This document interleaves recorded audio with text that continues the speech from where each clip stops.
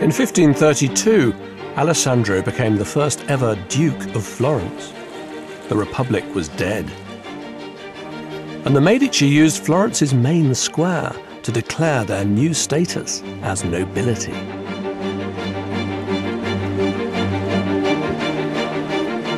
They even had the nerve to take over the city's town hall, the Palazzo Signoria, transforming it into a princely palace.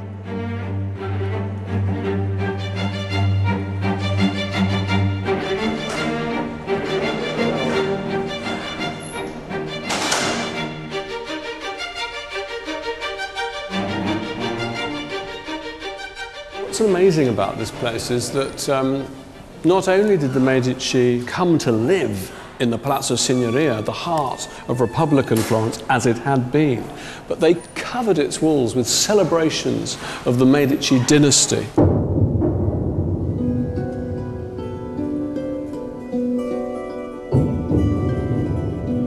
But what you get here is a wonderful contrast of past and present, because nowadays these are offices. Once again, Italy is a democracy, and they still run Florence from this building. This is the office of the mayor, where they deal with the parking tickets, where they discuss the congestion charge, where they deal with all the day-to-day business of the city. But they do it still under the eyes of the Medici tyrants that once were.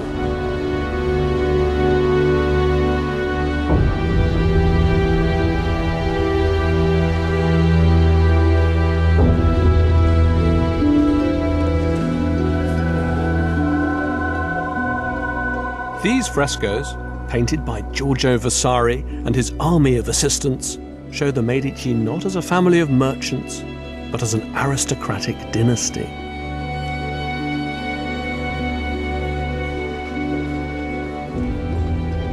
At last, they'd well and truly made it. But they were to give one final twist to the story of art.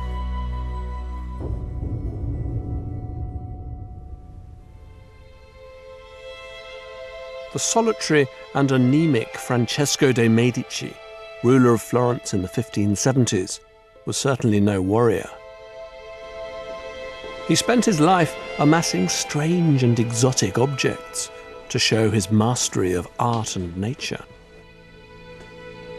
He even created a miniature museum for his eyes only, the Studiolo.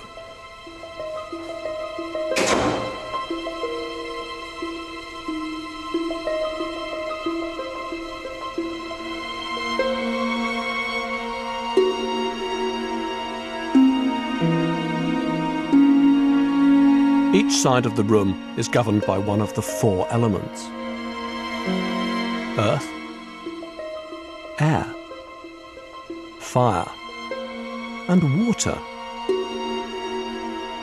Under each element are a series of fantastical paintings. So on the wall of water are images of the sea.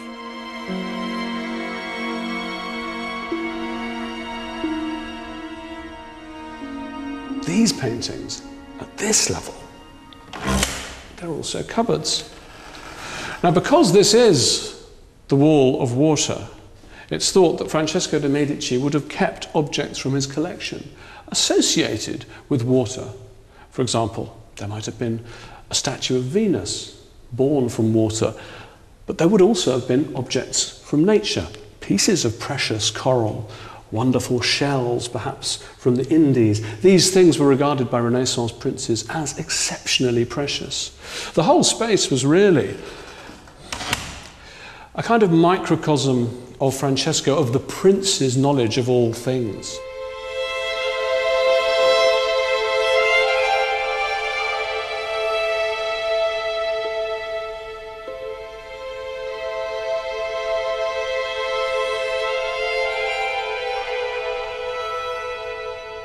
But I don't want to make the project sound too rational, because there's some pretty weird stuff going on in here too. For example, here you've got a weird hallucinogenic dream scene full of half-naked women, and it's thought that Francesco de' Medici was addicted to opium like many a Renaissance prince, and maybe he actually kept his stash behind this painting.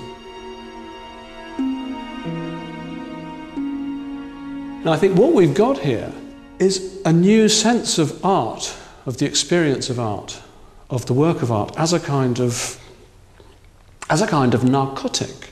Art has become totally untethered from any notion of shared value. It's untethered from notions of religion, it's untethered from notions of politics. It's really an experience in and of and for itself. And the thing about this space is that no matter how many art historians have studied it, no one has managed to fully decode its secrets. Art has become a kind of private obsession. And I think it's fascinating that there's just one image of Francesco de' Medici on these walls. And what he is, he's the alchemist. And I think that's what this space actually represents. The Medici, through their relationship with art, have alchemically transformed it. They've turned it into something else. It's no longer what it was when Ghiberti created those doors for Giovanni di Bicci. It's no longer a work of religious significance. It can be anything. Anything at all. Art has been liberated.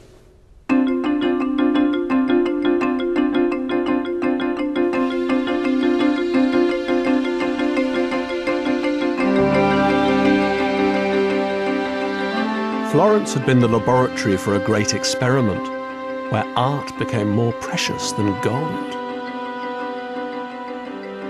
The Medici's power and desires were the catalyst for new forms of artistic expression, and they made capitalism respectable. Greed is good, they said, but greed for art is best of all. And that's why people pay fortunes for it today.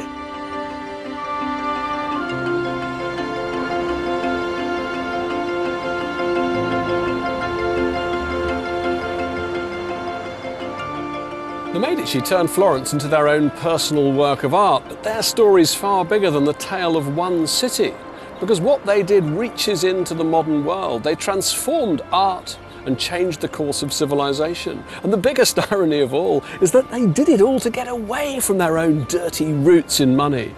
But what they did was create the biggest, baddest, hardest currency of all, the currency of art.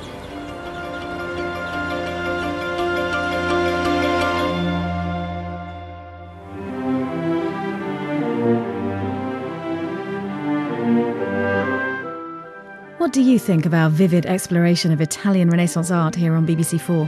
Have your say on the BBC4 website.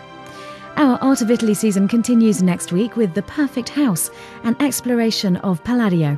But next tonight, movie premiere with French drama The Beat That My Heart Skipped.